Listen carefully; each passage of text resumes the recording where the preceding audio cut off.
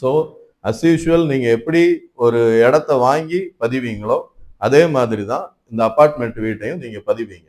But அதில் 2 விதமான பதிவுகள் இருக்கும். கன்ஸ்ட்ரக்ஷன் அக்ரிமெண்ட் டீடு ஒன்று, இன்னொன்று அந்த நிலத்திற்கான பத்திரப்பதிவு ஒன்று. ஸோ இது வந்து பதிஞ்சிட்டீங்க. இப்போ அந்த அப்பார்ட்மெண்ட் வந்து உங்களுக்கு சொந்தமாயிருச்சு. இப்போ நீங்கள் அதில் உள்ளே போகிறீங்க.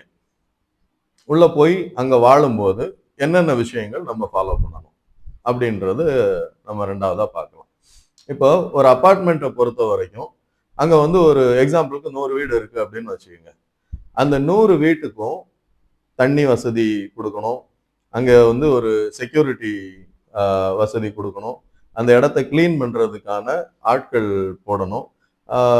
ஸோ இந்த மாதிரி மொத்த மெயின்டெனன்ஸ் அப்படின்றத ஒருத்தங்க வந்து பண்ணணும். இப்போ நம்ம தனி வீடு அப்படின்னும் போது அதை நம்மளே பண்ணிக்குவோம். ஸோ இந்த மெயின்டெனன்ஸ் யார் பண்ணுறது அப்படின்னு பார்த்தீங்கன்னா, அதுக்கு வந்து ஒரு அசோசியேஷன் வந்து ஒன்று ஆரம்பிப்பாங்க.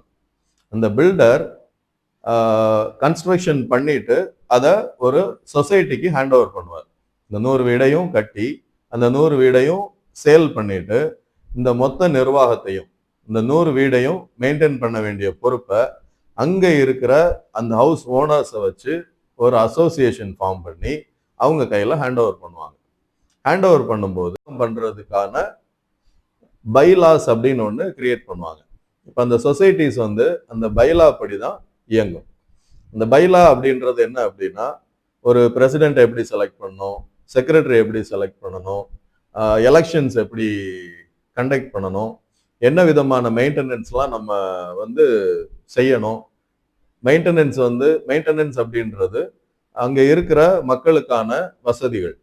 ஃபார் எக்ஸாம்பிள் செக்யூரிட்டி, காமன் ஏரியாவில் இருக்கிற லைட்டிங்ஸு, எல்லாருக்கும் கொடுக்க வேண்டிய தண்ணி வசதி, அப்புறம் அங்கே கிளீனிங்காக இருக்கிற ஒர்க்கர்ஸோட சேலரி, அங்கே இருக்கிற ஒரு மேனேஜர், இப்படி எல்லாருக்குமான சேலரிஸும் அதுக்கான செலவினங்களும், இது எல்லாத்துக்கும் மெயின்டைன் பண்ணுறதுக்காக அந்த ஒரு மெயின்டெனன்ஸ் சார்ஜஸ் அப்படின்னு ஒன்று போடுவாங்க. இப்போ 100 வீட்டுக்கு ஃபார் எக்ஸாம்பிள் ஒரு மாதத்துக்கு எக்ஸாம்பிள் ஒரு 2000 வச்சுக்கலாம்.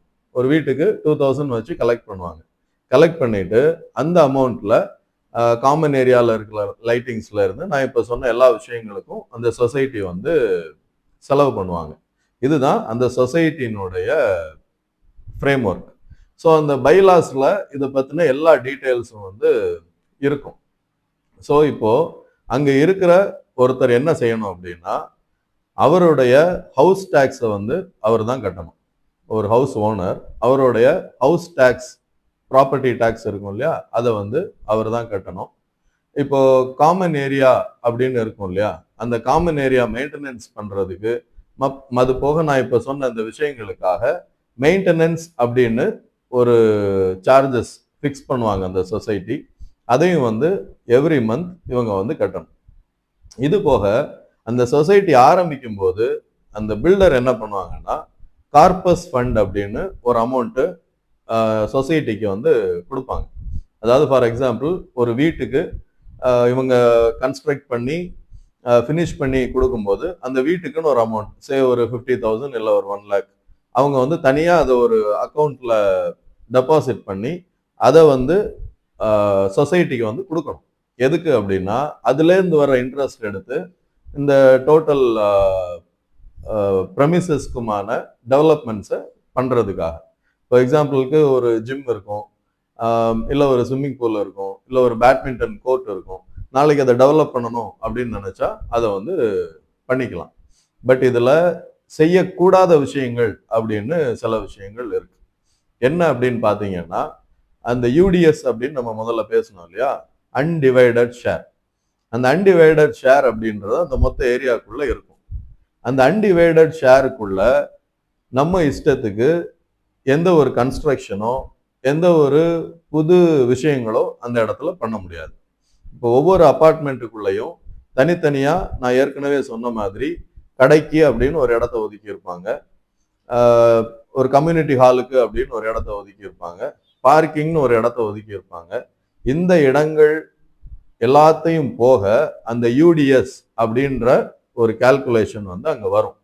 அந்த யூடிஎஸ்ன்றது என்ன அப்படின்னா, நம்ம முதல்ல பத்திரத்துல பதிஞ்சோம் இல்லையா, எனக்கு இங்க வந்து 436 ஸ்கொயர் ஃபீட் ஃபார் எக்ஸாம்பிள், அந்த 436 ஸ்கொயர் ஃபீட் இருக்கு அப்படின்னா அந்த 100 பேருக்கும் 436 இன்டூ 100 இடம் தனியா யாருமே யூஸ் பண்ணாம தனியா இருக்கணும்.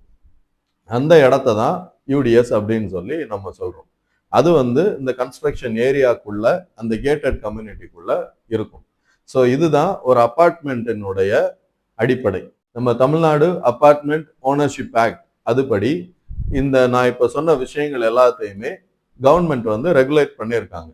ஸோ இந்த ரெகுலேஷனுக்கு உட்பட்டு கட்டப்படுற அபார்ட்மெண்ட்ஸ் எல்லாமே வந்து சேஃபரான அபார்ட்மெண்ட்ஸு, சேஃபரான நிர்வாகத்துக்குள்ள இருக்கிற அபார்ட்மெண்ட்ஸ்.